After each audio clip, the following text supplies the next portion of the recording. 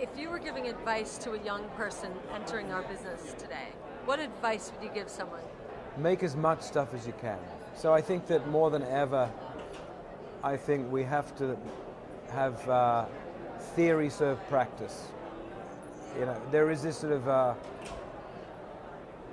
there's this temptation right now to let theory run way ahead of practice, and I think that there's this sort of prototyping mentality that needs to happen in our business, where we make things to prove that we're right. We don't think that we're right before we make it. So as a young creative, you know, don't spend too much time talking about your work. Do it, make it, keep going, keep iterating. There's only one way you're going to become good.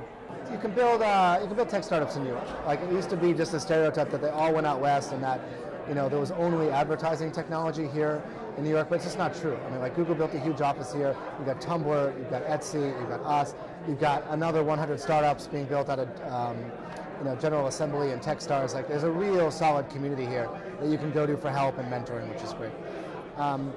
In addition, I know I had 3 things, but now I can only think of 2. In addition, like, the one piece of advice I always give people is, you know, we've had people telling us that our ideas weren't interesting for like 10 years. Like, this is never going to work. People are never going to check into places. You know, people don't want to use search this way. The phones aren't going to work that way. And we just said, you know what, we'll just let us build it on our own, and we'll prove to ourselves that it doesn't work, as opposed to letting someone else tell us that our ideas wouldn't work. And so that's always done us very well, right? Because it's just like, we feel like we have, we can just see things that in ways that other people don't see them, and it's our job to help, like, the rest of the world see the world that we do.